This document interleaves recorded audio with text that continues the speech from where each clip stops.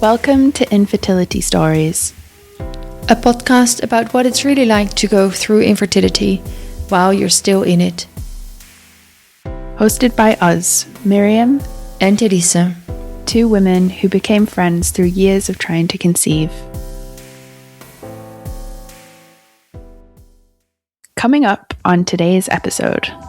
Now, in this third time, it's compounding. So I was grieving the years of trying to conceive. I was grieving my first loss. I was grieving my second loss. I was grieving the surgeries that I had, the time of recovery afterwards. I was grieving all the pain of the last years while trying to conceive. And then, of course, I was grieving also this third baby.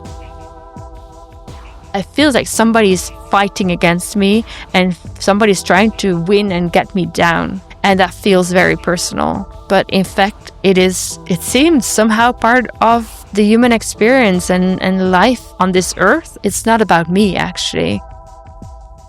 I feel like my life in general has been a lot of pushing. And the trying to conceive journey has been amplifying that. Is just this continue to go without a break or recovery. There is part of me that's like, well, okay, then maybe I don't want to have a baby. I do want it, of course, but it's just like, okay, well, I don't care. If I might be pregnant in 2 months or have another loss in 2 months, then I need to make sure I have energy and resources for that. Whereas if I take some time to do other things, I don't need to save this energy and these resources. Yeah, so finding joy in my life is actually what is the most important thing for me at the moment. My deepest hope, and I'm aware that this might not be realistic, but who knows, it might be, is that at some point I'm like, oh, maybe I'm pregnant. And then find out that I'm like 8 weeks pregnant or so. After those first couple weeks, which are so hard and so slow, if I could just skip those, I would be very thankful.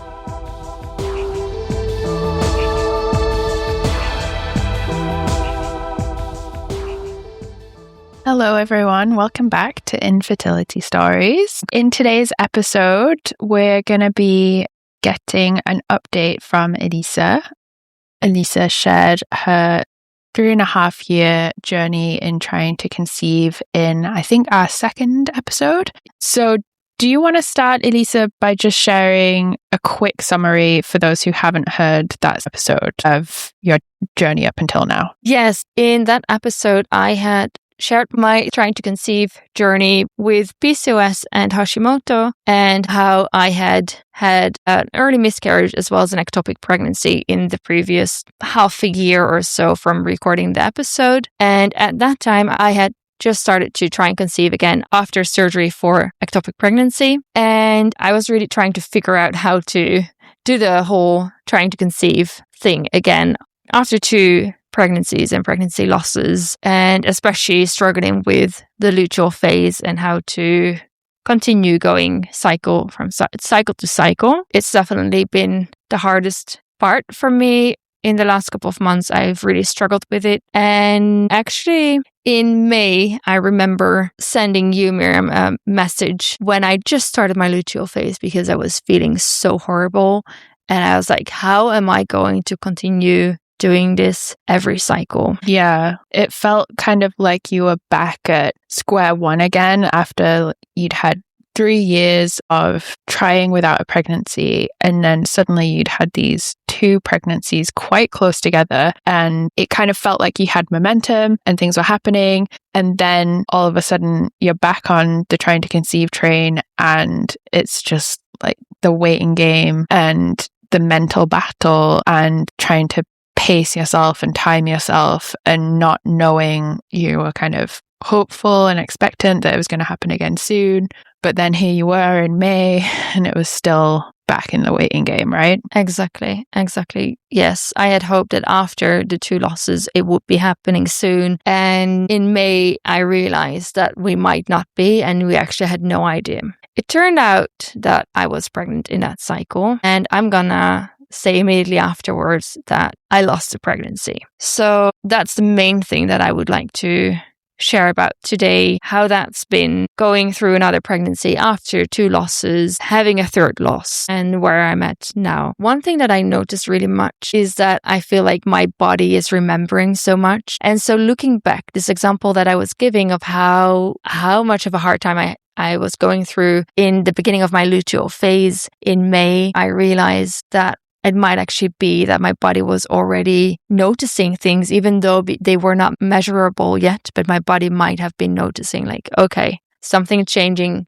We've been here before, like already realizing I'm pregnant before I could measure it. And I've had that at other points through this pregnancy and loss journey as well. And I've had it also with my 2nd pregnancy. And it was a similar time of year, was it not, to your first pregnancy? Yes, it was actually very interesting because it was almost to the date. A year later, according to my cycle charts, my due date would have been 1 day difference. And it felt like this full circle moment. I felt like, okay, we've gone through the last year. Now we're here again, but it's full circle. This time it's going to work out. It's going to be fine. It's going to tie everything nicely together. Also with the things people had said to me and the signs that I had that I was like, okay, this might be an indication that there will be a pregnancy, that there will be a baby. So I was like, okay, this must be it. I was very hopeful. Most of the time, I felt very sure that it would be all right. I was reminding myself also all the time of all the things that would indicate that it would be all right. I didn't want to worry all the time. I wanted to have faith and just trust that it would be all right. And how are you processing that now in retrospect? Like the fact that you felt so sure and lost this pregnancy, like how are you coping with that or processing that? It was very hard and I didn't understand. When it happened, I couldn't accept it. It was really hard to make sense of it. Yeah. Because I felt like I had all these signs. I felt like I had reason to believe. I gave it my all. I was trying to be trusting. I felt like that's also me showing that putting in the effort. Of course, I understand that it doesn't work that way, but I felt like that. I felt like, okay, even though we've gone through loss twice in the last year, I'm trying to be hopeful and I'm trying to trust the process. I'm trying not to worry and to then have that basically be destroyed or be taken away by going through loss again. It just shows again how little control we have and how little we know. And at the same time, I really believe in trusting my body and trusting in the signals I get and in the messages and the signs that I might get as well from outside. So I don't regret it. And I hope I can do the same another time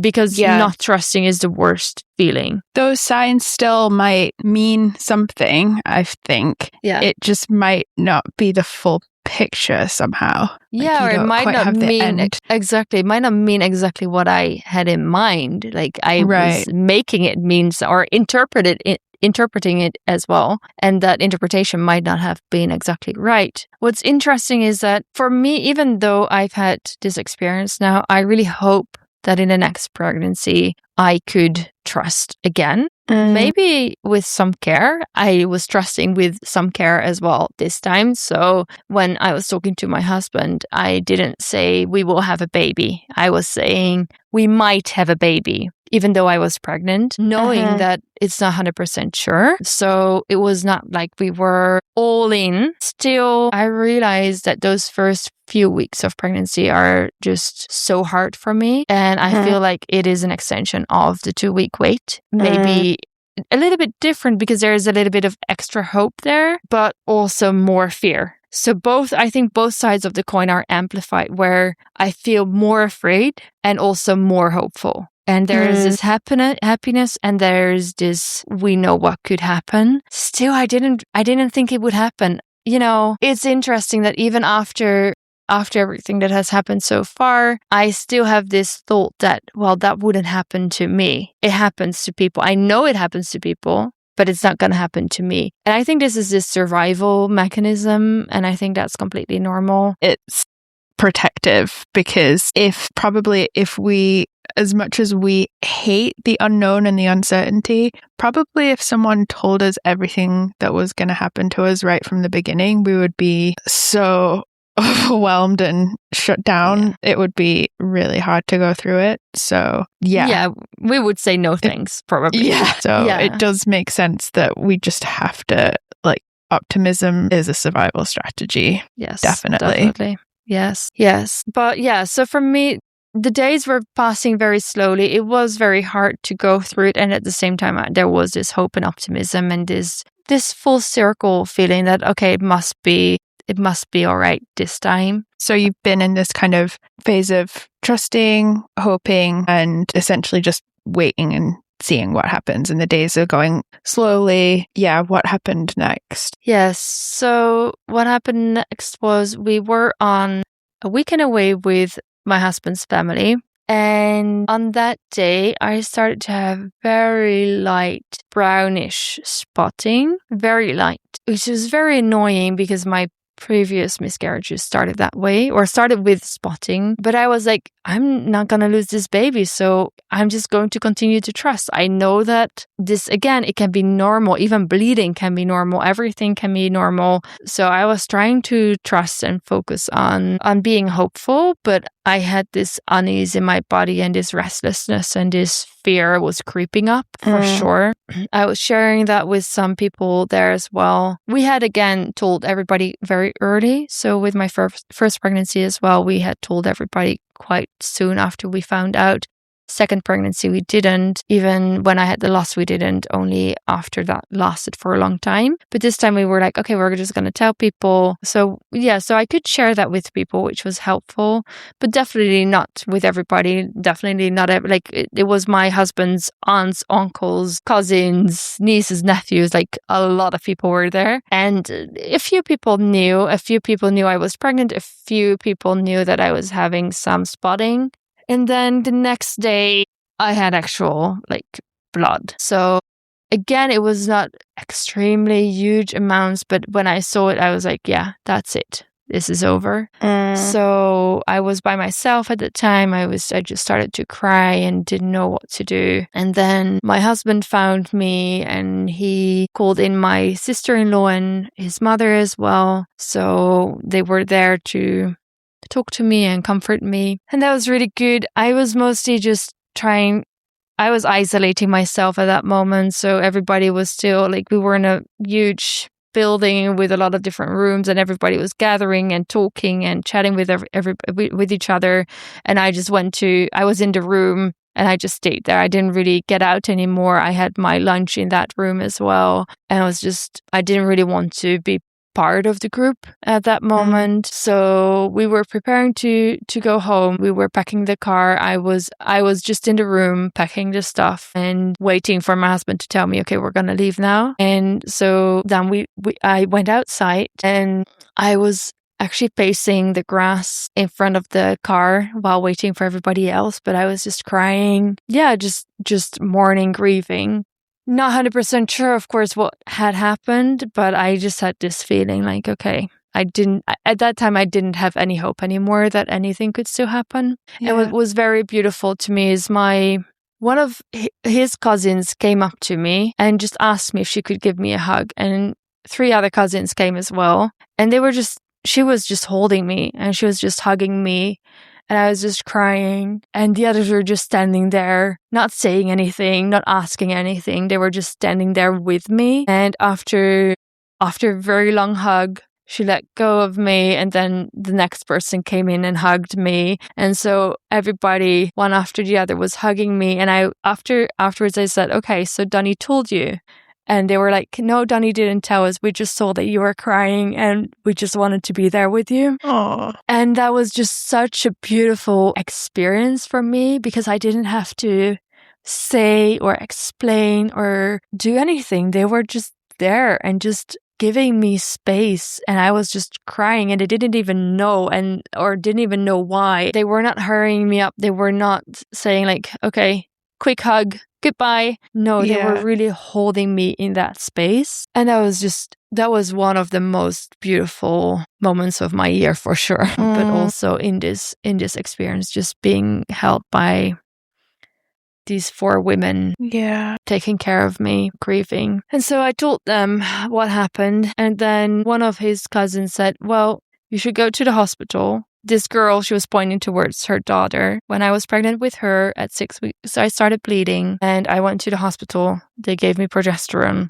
and here she is. She's like 3 or 4 years old now. So that gave me some hope again, thinking that, okay, who knows, it might be still viable. Although I didn't get my hopes up, I would say. Yeah. But we decided, that was a Sunday afternoon. We called the emergency and asked like where we should go. And they recommended us to go to the hospital, which is close to our house. So we drove there with my father and mother-in-law. We went in and told them what was happening. And then they said to sit and wait somewhere. And then they did an ultrasound and a blood test. The blood test showed high HCG, and then they did the ultrasound and it didn't show anything in my womb. So there was no embryo visible. There was not like a sac or anything. They could see that my endometrium was thick, and they could also see that there was some liquid in my Douglas pouch, so behind the womb. And because they couldn't locate the pregnancy, and because I didn't have a previous ultrasound, and because I had a previous ectopic pregnancy, they told me to stay in. So I had to stay in the hospital, and that was very hard for me. So when they told me, I asked them a couple of times, like, do I really have to do this? What if I don't? And basically the conclusion was that was the best decision. So we decided that I would stay. Because they wanted to rule out ectopic pregnancy. And that was very, very hard for me because I just wanted to go home. I just wanted to grieve, go through my process. And now having to be in a hospital again, not knowing what's going to happen, with the knowledge that it could end up in a DNC or in a laparoscopy again, like last year, and that it could be possible that the pregnancy was in my other fallopian tube, which is the only one that I have now, and that they might actually need to take it out. That was just, I didn't want to be there. It was very hard to accept. So I was brought to a room and I stayed there for 2 days. And in that time, I was basically waiting to see how bad it would be. So I was basically just holding my breath and trying to comprehend what was happening and waiting to see. So at that moment, my emotions didn't really go up. It was mostly that once they told me I'm allowed to go home, like after 2 days, every day they tested. And after 2 days, they were like, okay,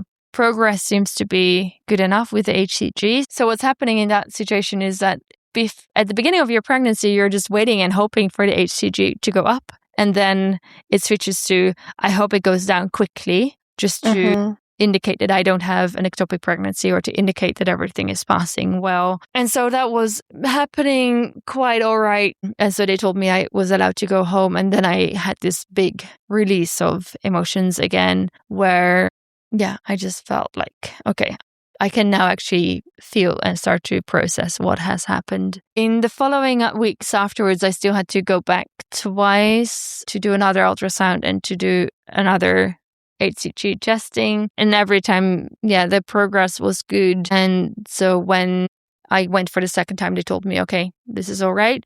My HCG hadn't gone to 0 completely, so I was still testing at home. I'm still waiting for it to go to 0 completely. Yeah, we were talking about how you end up in this strange kind of mirror world or like upside down world suddenly, where instead of taking pregnancy tests hoping to see the line get stronger, you're hoping to see the line fade. Instead of going to the ultrasound and hoping to see something, you're hoping to see nothing. Because you don't want it to be an ectopic pregnancy. You don't want to see anything where it shouldn't be.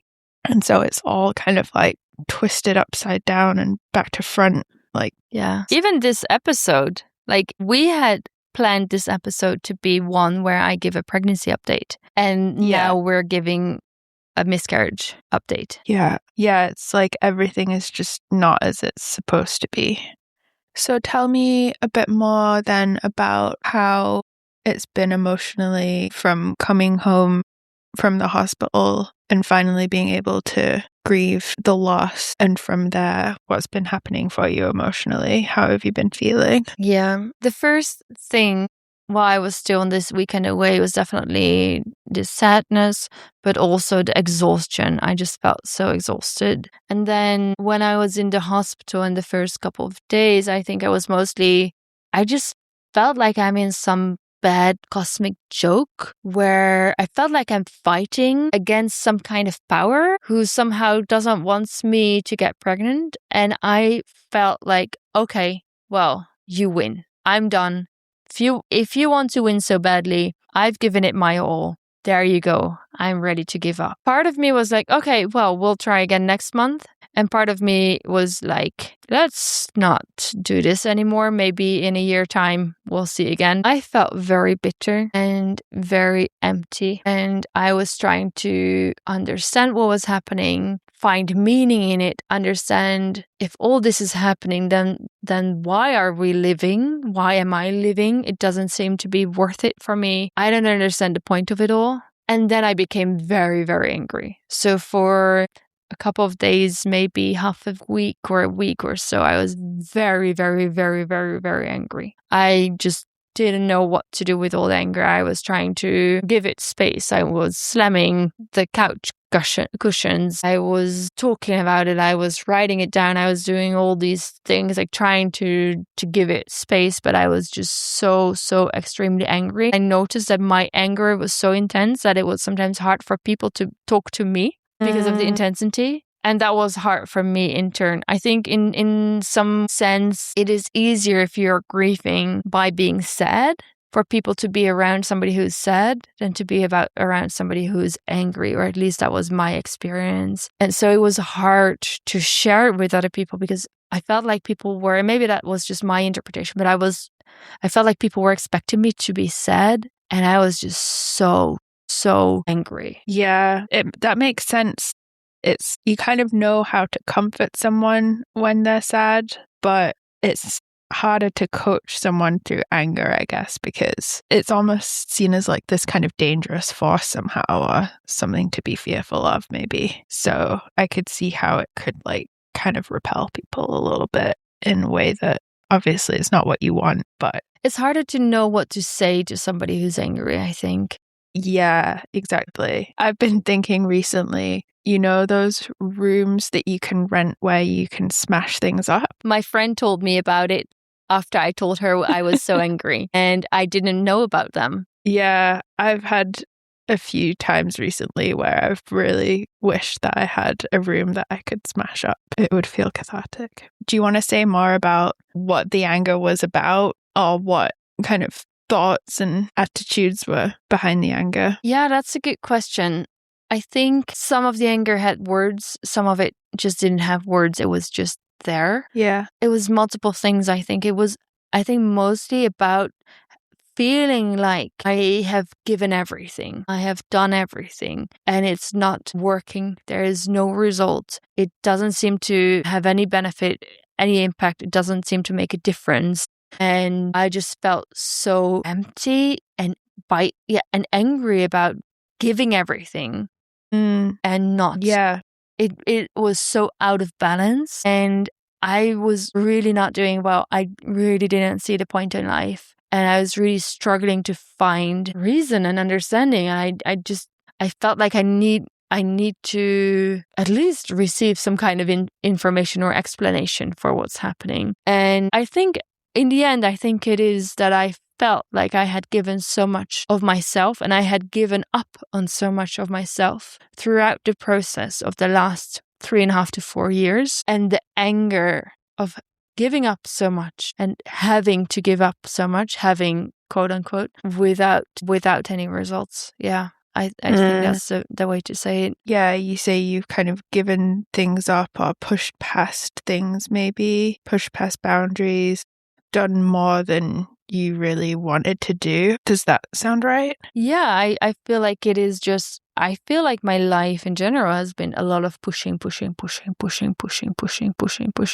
the trying to conceive journey has been amplifying that, is just this continue to go without a break or recovery. And the problem is that I feel like, yeah, I could take a break in trying to conceive, but it's not taking a break in my desire to have a family. It is not, once I start trying to conceive again, I might have regenerated some of my energy. But like what was happening in the beginning of this year, the emotions come back very quickly. The struggle with each cycle, all the things to do, but also with each luteal phase and all the waiting and the uncertainty, it just comes back so quickly, even after taking a break. So feeling like I can't really take a break. I have to push through. I mean, in exactly a year time, and also almost to the date the loss was at a similar moment. So I was really waiting for the day to pass of my first loss, and then I think I passed that date, and I think the next day or the day after, so I had my third loss. So it's a lot to happen within a year, and a lot of grieving and a lot of pain, a lot of suffering. And I feel, there's just suffering without anything that makes it worth it. Yeah. And so in that sense, I also notice that every time I go through loss, the process is changing. Whereas the first time, it was quite pure. I was grieving the previous years of trying to conceive, but I was also feeling a lot of thankfulness for the pregnancy. And I was grieving that specific baby. Now, in this third time, it's compounding. So I was grieving the years of trying to conceive. I was grieving my first loss. I was grieving my second loss. I was grieving the surgeries that I had, the time of recovery afterwards. I was grieving all the pain of the last years while trying to conceive. And then, of course, I was grieving also this third baby. And it's changing, and it feels like I'm hit, and then I try to recover, and then I'm hit again, and I try to recover. But every time I am hit, I will be on the ground longer before I can stand up again. And so it's, because you're more blow injured. after blow. Yes. And that's why I was like, okay, you won. I'm going to stay on the ground now. If this is what you want, but I'm like, I'm ready to give up. I'm done. I'm going to stay on the ground now. Yeah. And how long did that feeling last for? Do you still feel like you are down on the ground and given up? It has changed for sure. So yes, all these emotions have settled down a little bit, and I have gotten up. I somehow got up again. At the same time, I feel very skeptical. This was also one of the things I was feeling then, and I still feel it. Like, okay, there is part of me that's like, well, okay, then maybe I don't want to have a baby. I do want it, of course, but it's just like, okay, well, I don't care. I won't have a baby. I don't care. Just, trying to... Cynical, that's the word. I think I said skeptical, I mean cynical. Yeah, so it's still there. At the same time, I think I'm more focusing on, okay, then what do I want to do? So for me, one thing that came up, basically the moment I started bleeding, was I need to leave. I want to be away. I want to be alone. I want to be in a different place, and not just for like 2 days, but I need to move houses. I need to live in a different place. Put me somewhere in a hut at the end of a field somewhere and let me just be. I need isolation, and I need calm. I need my own space, and I need to be left alone. But also I need to move. And I've been in the apartment where I'm at for 6 years now. And actually since the beginning, I never liked it. Even though like my mind can tell me why it's a good apartment, but my body never liked it. And now I was like, okay, this is the first thing we're going to do. We're going to move. We're going to find a place that brings some joy, because I felt like, yes, I don't really have any joy in my life. I don't have anything that makes me happy. And that's not black and white true, but generally, no, I'm not happy. I'm not joyful, and I'm not doing a lot of things that I like. I'm doing mostly things that I have to do, or that my mind tells me are a good idea to do, but not where my body actually gets energy. So finding joy in my life is actually what is the most important thing for me at the moment.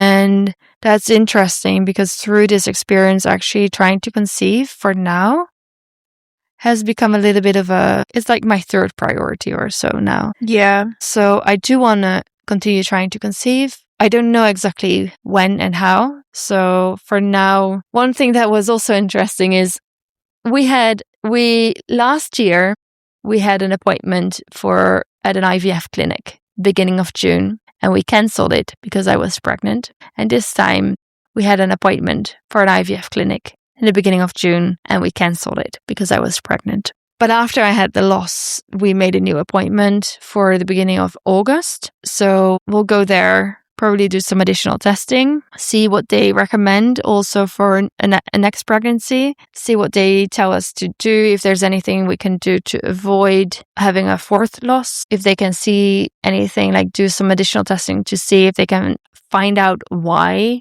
the losses happened. And we might continue trying to conceive afterwards. There's also part of me that's like, let's wait half a year or a year. And I don't know how that will turn out. I think it will become clearer over the next coming months. But definitely moving to a place that brings me joy and creativity is my 100% first priority at the moment. Yeah, as I'm listening to you talk, it just makes so much sense. It's almost like I want to have you keep channeling that like fuck you energy, because it's that defensive, self-protective emotion that's gonna protect you from continued like erasure of yourself through the process, because each little thing that you're giving away and chipping away and giving up and doing less of and not enjoying as much or not prioritizing, it's like just slowly like wearing you down over time until you get to this point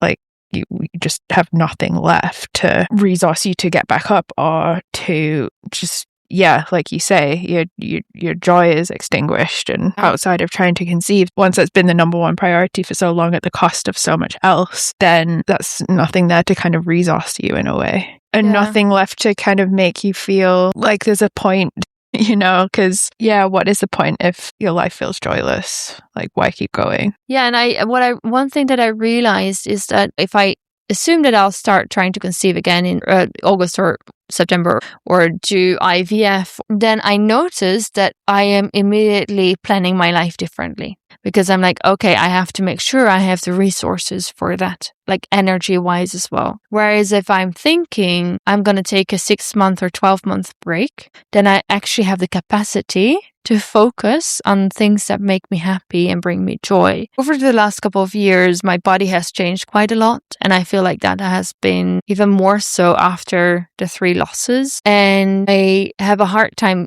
losing weight, or actually I feel like it doesn't really matter what I do now. I just don't lose the weight that I have gained. And I once asked my body, like, what's happening? I'm wondering why you're holding on to this weight. And I had this immediate response in my mind, which was like, you don't know what's going to happen. We might need this. And that was such an interesting thing for me. The reason I'm thinking of that now is because in the same way, if I might be pregnant in 2 months or have another loss in 2 months, then I need to make sure I have energy and resources for that. Whereas if I take some time to do other things, I don't need to save this energy and these resources. And in the last couple of months, every time I tried to do sports, I just couldn't force myself to do any strength training, which I had done before. And now, after deciding that I want to take a little bit of a break and give, at least in my mind, I have that space now, I noticed that I was looking forward to doing strength training again. And I did so the first time yesterday. So I don't know, it might be that it was just a one-time off, but it's interesting how these things seem to be connected to me. Yeah, certainly something shifted for you. Some more spaciousness, it sounds like, and just energy and vitality. It's coming back a little bit. Kind of seeing it like a field, how if you're trying to grow flowers in a field and you are just growing and growing and growing year after year and the soil just gets so depleted, you need that time to put the energy into fertilizing the soil and giving it a break and putting manure and like all of these things. It requires energy and resources to revitalize the soil. So if all of your energy is going into growing, then you don't have the resources to put into the fertilization process. So giving yourself that break and that spaciousness just gives you that energy back that you can apply to something other than trying to conceive. It's opening up energy and space within me, because we were now looking for houses. Yeah, so we went on a couple of house viewings, and one of them, I got into the house and I felt like I was particularly tired, not doing well, not having any headspace whatsoever. And I went into the house and I felt like creativity is starting to flow in me again. And I had all these ideas, and I felt if somebody would tell me that the house were mine on that moment, I would have started to work immediately and I would have had the energy for it. Whereas I didn't feel any energy for anything else. I didn't feel any energy even to walk or to sit and to hold myself up was hard. But being in that space brought back so much energy and creativity to me that it helped me realize that it's not that I'm broken. It's not that it's going to take years and years to recover from burnout. It might take time to recover, but it might also be a matter of being in the right places and doing the right things and being with the right people. And that is going to give me energy, like instantly, basically. Yeah, I really think that there is such a big power to the spaces that we inhabit in terms of how we feel. So prioritizing that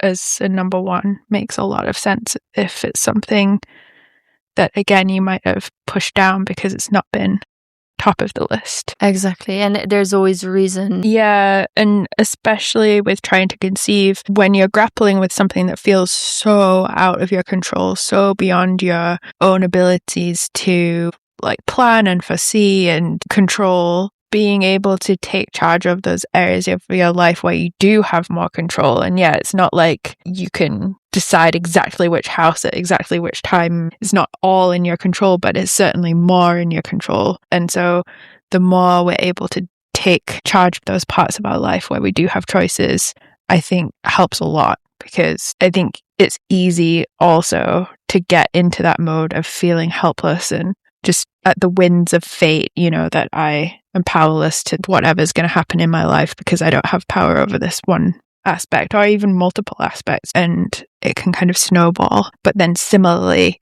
when you start to change things and make a difference and see that it's possible to change something, that can also snowball as well. And then it's like, oh, if I can do this thing, then I can do this thing too. And then this can change and this can change. And it can really start to gather momentum in the right direction, as opposed to kind of snowballing in the opposite way, where you're just giving up more and more and compromising feeling more and more out of control. And yeah. So it sounds like where you're at right now is you've been knocked down pretty hard. You have finally been able to get back up, but something's different this time. Priorities have shifted, and now the focus is moving. First of all, trying to conceive is still there, but it's moved down the ranking a little bit in terms of priorities through that kind of moment of clarity that you had when you realized that you were having another miscarriage. Yeah, and just feeling so done with it. And do you want to share a bit about things that have helped you through this process? Yes. So what I was saying before, this experience with these women that were holding me, even without asking me, without telling me what to feel, or without saying that everything was going to be all right, but really just being with me in this situation, being with me in my grief, knowing that I needed support there, even though they didn't know why. That was a really, really important and special moment for me. I had another similar, kind of opposite and still the same experience where I was meeting with 3 friends. We decided to meet together, have a brunch together. And I thought it would be like 2 hours or so, but we ended up spending the whole day together, and we were just laughing so much. All of us were going through a hard time. All of us were struggling, and we were just laughing. And it was so great. And in both situations, what I felt was that being with other people, sharing with other people, having very strong emotions together, being part of a group, being part of a community, and holding each other in space. And so, for example, we were laughing a lot, but that doesn't mean that there was no space for the hard stuff. Like, we were talking about the hard stuff as well, and we were laughing and just creating space for all of it, and kind of physically processing through crying with the one group of women and laughing with the other group of women. It felt like such a blessing, and it was really beautiful to go through these experiences. They were within maybe a week from each other, and it was amazing, both of them. And both of them helped me process and give space to my feelings. Because I was so angry and struggling a lot with, let's say, the meaning of life, I was sharing this with a friend, and she recommended a podcast to me, and that's been very helpful to me. A podcast by Kate Bowler, and she wrote a book as well. And I think the book is called something like Everything Happens for a Reason and Other Shit People Tell Us When We're Going Through a Hard Time, or something like that. And so the podcast name is Everything Happens. Point. End of sentence. But she started to make a podcast after writing her book, which she wrote about getting cancer at 35, uncurable, I think stage 4 cancer, while she just had a child at home, like maybe a toddler or so, and knowing that she would never be cured and not knowing how long she would have left to live.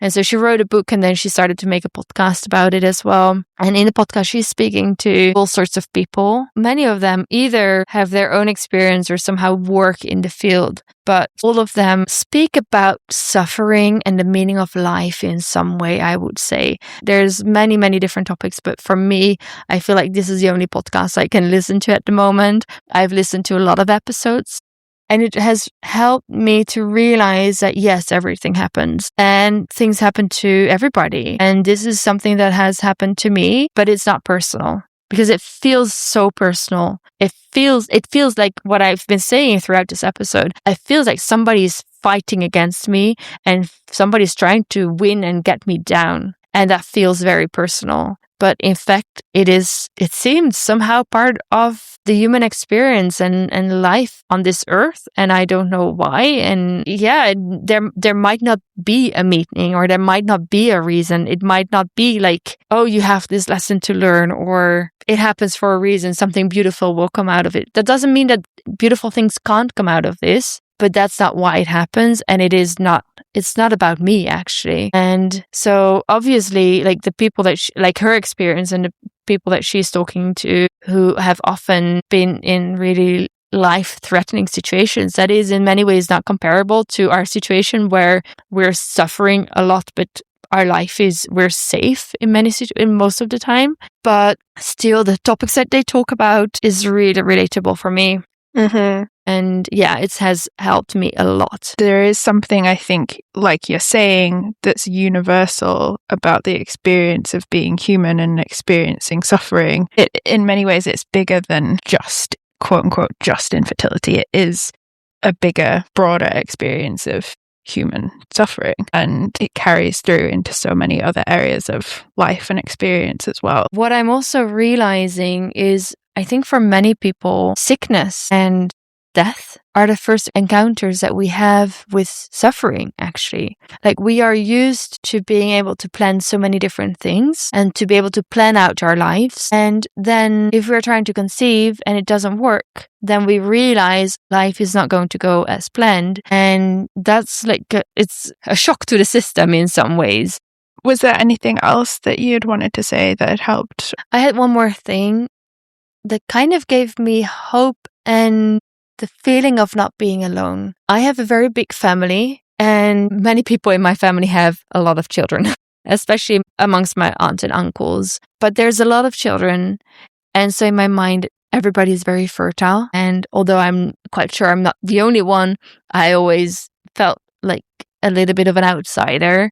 And there must be something wrong with me if I'm not getting pregnant, whereas everybody else is getting pregnant. And then throughout this process, I somehow learned that my grandmother, who ended up having 6 children and who also had an ectopic pregnancy after her 4th child and ended up having 2 more, she also had 3 miscarriages before having her first child that was born alive. And for me, that kind of helped me connect and feel like, okay, I'm not the weird person out. There's nothing wrong with me, maybe. Again, this happens to other people as well. And also she ended up having 6 children. And she was told after the 3 miscarriages and also after her ectopic pregnancy that she should assume that she couldn't get any children or any more children. And in both cases, she did. And at that time, there was not a lot of testing. Probably she just continued trying.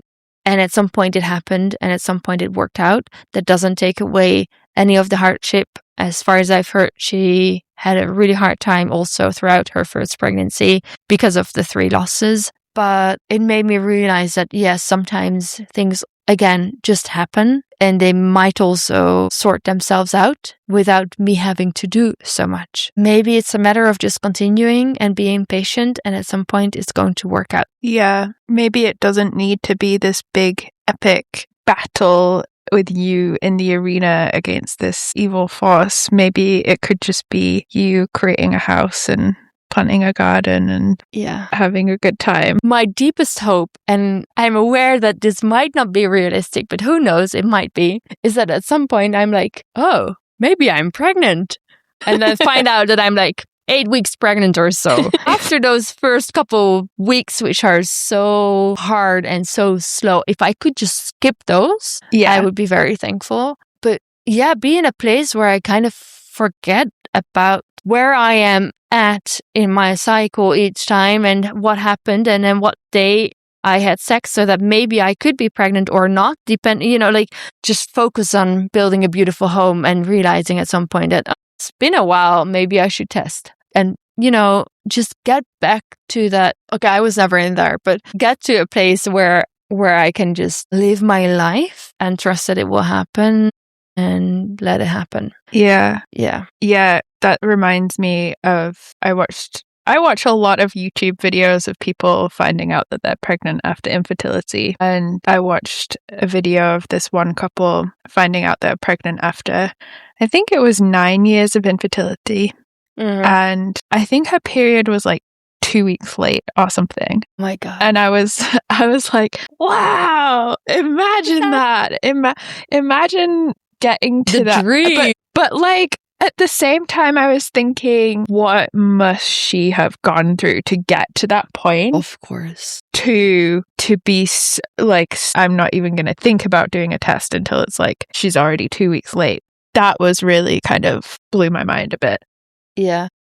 But again, it's not something that you can just magic to happen. No. I think that's something that can only come with going through it. You can't speed that up.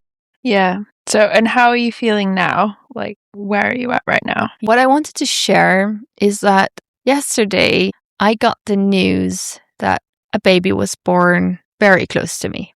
And I was feeling very joyful. I was happy to know the baby was born. I'd been waiting for it, and it was very good. And it was nice to feel that didn't bring up my own anger or all my own emotions. And I think that's also because I had come to this place where I am now, where I'm like, okay, we're just going to give it some time. I've worked through a lot of the grief of the last months again. I feel like I'm actively choosing where I want to go with my life. And then closer to the evening, I started to feel some sadness. And so when I was laying in my bed, I was just feeling it. And I was telling my husband about what I was feeling and that I was sad. And I realized what I was feeling was compassion for myself. I was thinking about the last year and everything that happened with the 3 losses, with being in the hospital 3 times, with everything that had happened, and maybe even the years before. And I just realized that I would have wished for myself that it would have gone differently. I would have wanted for myself to have a different experience, to have a different life, and to be now at least in a place where if a baby were born, I would at least be pregnant or have a baby myself. And I felt this strong compassion towards myself. I 100% felt this distinction between the two. And it was really just about me. So it was not that I was jealous or feeling anything towards this other person. It was really just, I would have wished so much for myself that it would have been easier. And I was just acknowledging that it didn't go the way that I would have wanted for myself. And it just felt like this peaceful compassion. At the moment, I couldn't name it, but that's what I realized. It was later, this compassion and this kindness towards myself. And it felt very good.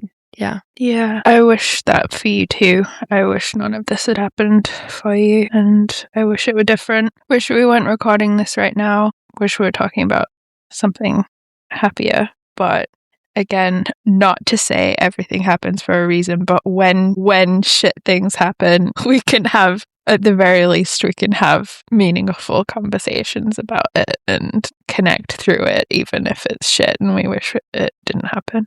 I'm sure we can have meaningful conversations about good things taking over too. So, yeah, universe, bring it to manifest. us. Yes. Yeah. Thanks so much for sharing everything that's been happening and that you've been going through. I am sure that people listening will relate a lot with your experience and feel that compassion with you as well. And I personally am very enthusiastic for your next chapters and priorities and changes that will happen, and excited to see what will come of it, because it sounds like a big shift is happening, and that's exciting. Yes. Thank you for giving me this space to share. It feels like a blessing to have this space to be able to talk about these things. Yeah, it feels like some important takeaways about what can happen through the process of trying to conceive, how our relationship to ourselves and our wants and our desires can change, and how to honor that, and how to move through it. Mm-hmm. Yes. So for everybody listening, I hope for you too that it will be easier and that good things will happen, but also that you can find things in your life that bring you joy and happiness, even if you're going through something as hard as this. Yeah, okay. So we will wrap this up here. Feel free to share this episode with anyone that you know has gone through something similar or might benefit from hearing it. Don't forget to leave us a review if you are enjoying listening to the podcast. It really helps us to reach more people. And we hope to see you in 2 weeks with a new episode. Okay, take care, everyone. Bye for now. Bye for now.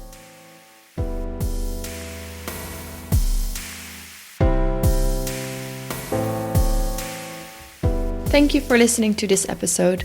We hope you enjoyed it.